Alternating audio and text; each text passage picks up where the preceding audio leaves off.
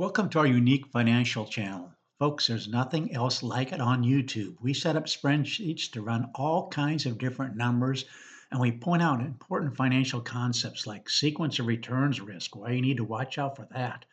How about the importance of your asset allocation, the impact inflation could have on your nest egg, and so on. We run all kinds of different numbers. I got this interesting request, kind of unique. They said, this is our withdrawal spreadsheet that we use. They said, would 500,000 dollars last at a 7% withdrawal rate, not adjusted for cost of living from 1973 to 2002. I realize this is very specific, but I just want to show you the kind of things we can do on this channel.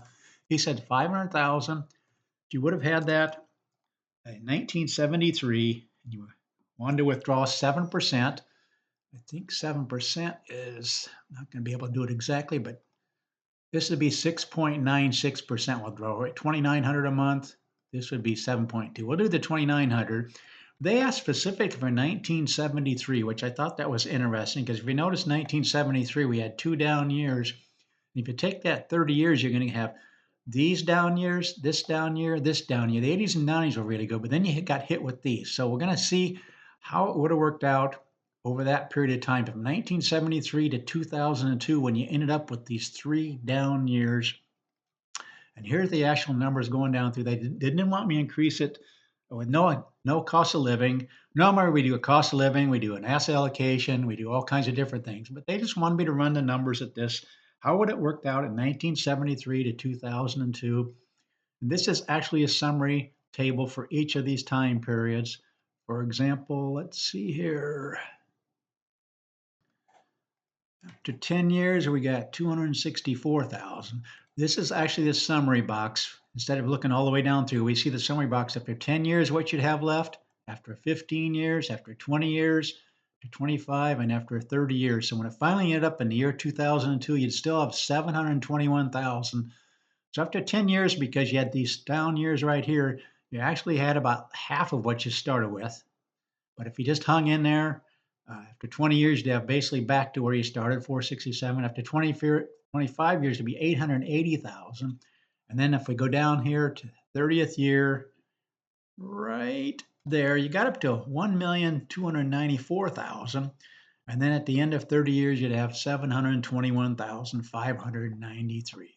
So it looks like the years that he picked, with the amounts that he picked, with a 7% withdrawal rate, you would have been successful. But let's go ahead and update this for every single year. How would these numbers worked out if we do it for every single year for the last 100 years? This was just for the 1973 to 2002 period. This is going to do it for this is going to calculate for every single year. We're going to show you over here what you have left after 10 years, 20 years, and 30 years. Is there any times you would have run out of money? Yes, 10% of the time you would have had an issue. This is the actual graph showing you after 20 years. And this is the actual graph showing you after 30 years. You can see the only time you have problems was during the Depression years.